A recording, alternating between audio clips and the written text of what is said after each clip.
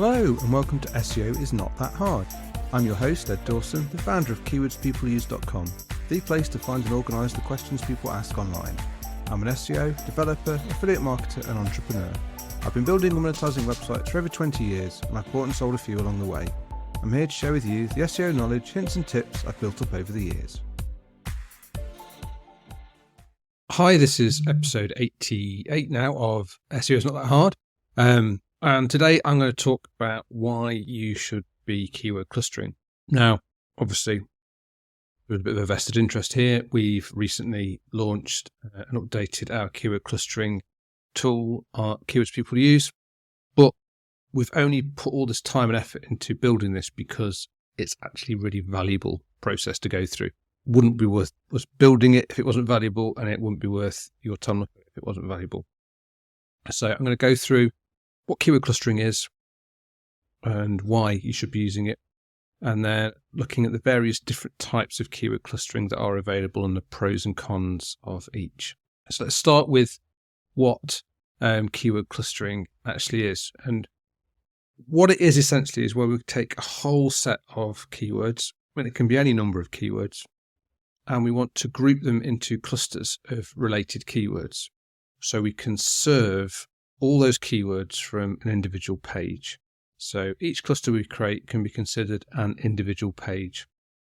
And this is so that we can be efficient in our content production and also make sure that we best serve each page by making sure it covers all the keywords that Google is expecting to appear on a page that covers that topic in depth. So this is the reason we do it, because what we don't want is, like I talked about in the previous podcast, was a situation where we create a new page for every single keyword we want to target, because clearly Google's demonstrating that that's not what it wants. Also, if you do that, you encounter a situation called keyword cannibalism. And this is where if you have two or more articles that are tackling the same topic, the same keywords, there might be variations of those keywords, but what will happen is they'll start to cannibalize each other. So each page could be ranking for some shared terms. And, you know, this is inefficient. And it also means Google can have issues on deciding which one of the pages of your site is going to try and consider as the best version to use for those keywords where they're starting to cross over and cannibalize each other. Now, with keyword clustering, you bring all those related keywords together so they don't cannibalize across multiple pages. They should all get covered on a single page. So that's why it's valuable in that respect. So there's very many reasons why it's worth doing. Now, historically, to do this, it was actually quite challenging because you've got to do an awful lot of analysis before being able to decide which keywords should logically be grouped together. Now, what we'll do is we'll look at a few different ways of doing it. Now, obviously AI is popular at the moment, and I see a lot of people out there, a lot of influencers saying that you can just use ChatGPT to create clusters. And, you know, we've actually got experience in this because we tried for a long time to get ChatGPT, OpenAI based APIs to create clusters for us that actually were good and actually served a good purpose and gave accurate results. Now, at first glance, the output that ChatGPT can give you, if you give it, say you give it 30 keywords and say, put these into clusters, it'll often come back with what looks at first glance to be quite a reasonable set of clusters. They kind of make logical sense and they kind of looks like they've got the right keywords in the right places. Now, if you scale this up to hundreds or thousands of keywords, what starts to happen is ChatGPT kind of loses itself, and you can end up with it creating just one or two massive clusters with hundreds and thousands of keywords in them, which completely goes against what you're trying to do with clusters, because they're now starting to put all unrelated keywords into huge cluster groups, and it just is rubbish, basically. It's one of those things, I think more and more people find with AI that it looks good at first glance, but then if you delve down into the results, it just doesn't work. So please just ignore everybody that is suggesting you can do it just using simple ChatGPT prompts, because it doesn't work. We've tried it by, we spent a good few months trying it where we were sort of chaining prompts, taking data and then rechaining it and chaining it and using AI with our own algorithms on the back end to try and make it work. And we just couldn't. We just couldn't get results that we were happy with.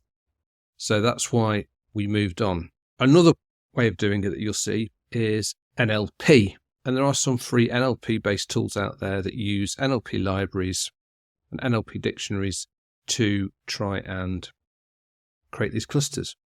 And again, like AI, they kind of can have a good guess.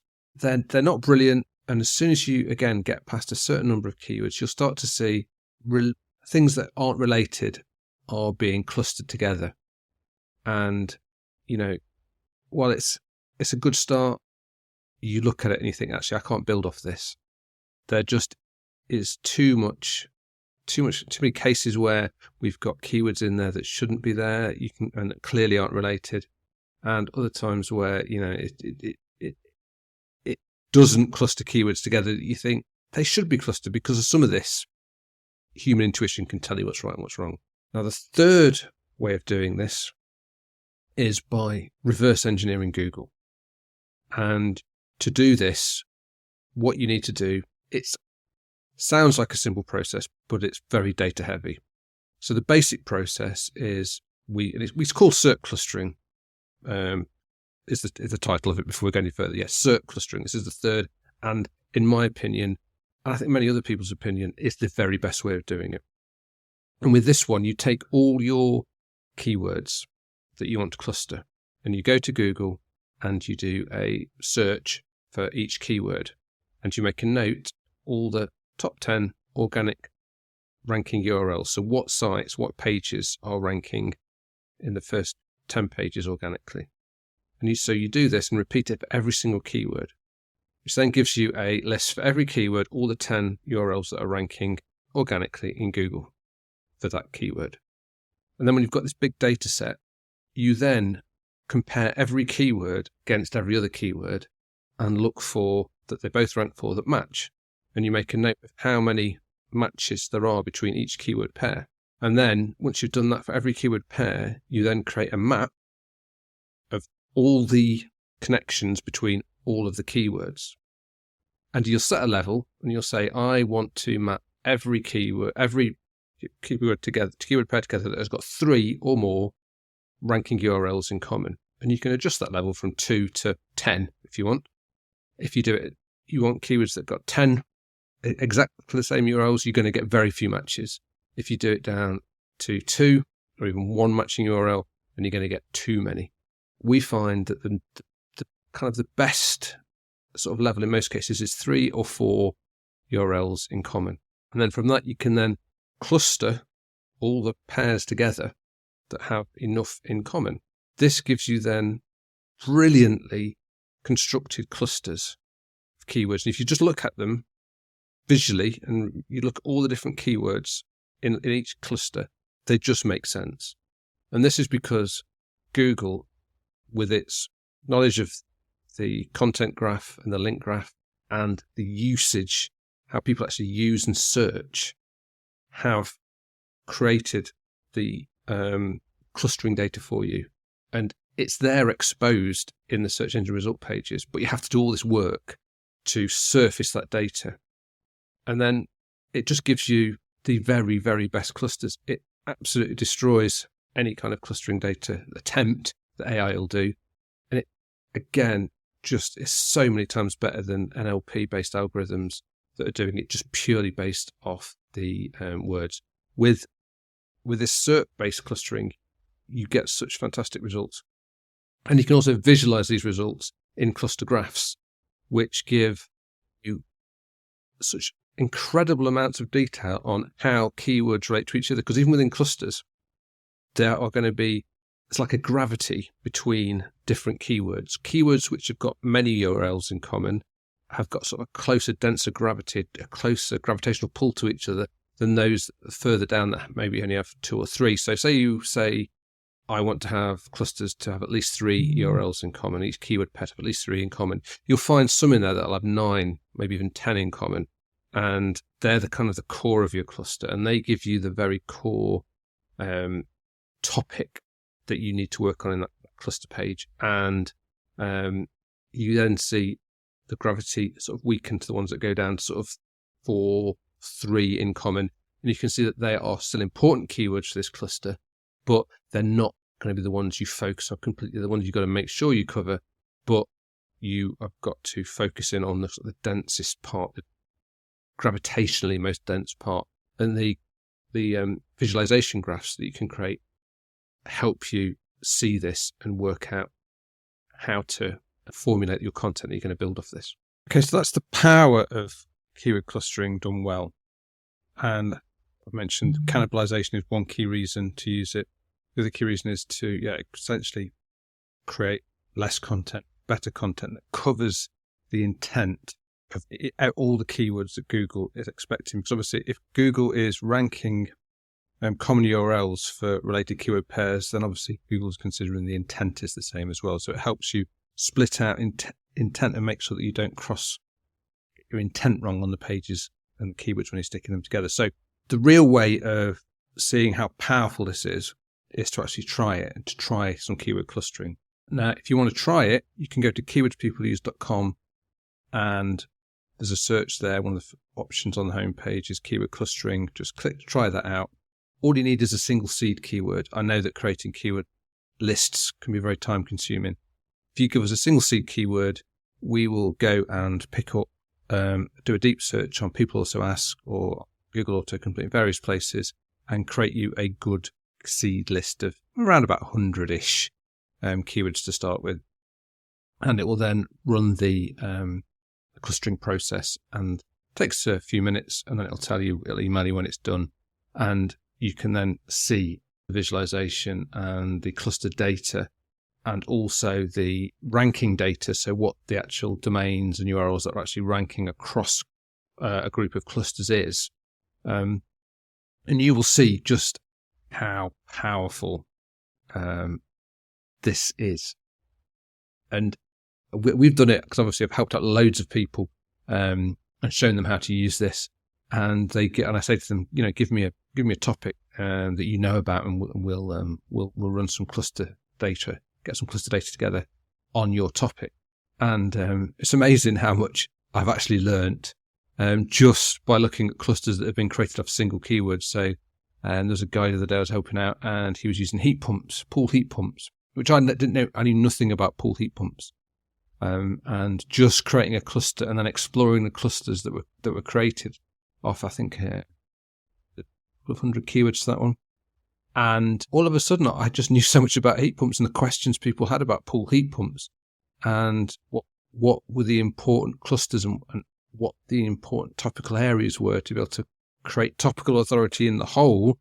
It showed you all the individual topic areas you got to cover, and that was created in less than 10 minutes. So from 10 minutes from having a seed keyword, something I was interested in, I had a complete overview of the topic, how one would need to tackle that topic to create the content that Google's looking for, that matches the intent that Google is looking for, that avoids keyword cannibalization and gives you the best chance of ranking for that content. And even if you already got content, it's great to do this across your niche and see which cluster areas you are not performing in or you're missed completely. It opens up so many ideas for new content. And it takes the whole idea of starting with People Also Ask questions and autocomplete data and the questions people are asking and getting it to a level where you know what to create, you know what gaps need to be filled, and you know what your opportunities are. It's just next level stuff. So I really strongly suggest that it's worth trying. It's not going to cost you anything to try, because even on free accounts, there's enough credits on there to do this a few times before having to commit to anything at all. You please come along and try it, and I'd love to hear any feedback. Just do try it. Get in touch. And it's a new, strongly, if you've never done keyword clustering before, then this is something you must try. It'll really open your eyes.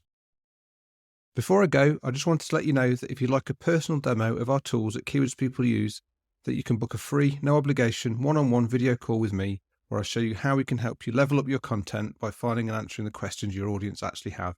You can also ask me any SEO questions you have. You just need to go to keywordspeopleuse.com/demo, where you can pick a time and date that suits you for us to catch up. Once again, that's keywordspeopleuse.com/demo, and you can also find that link in the show notes of today's episode. Hope to chat with you soon.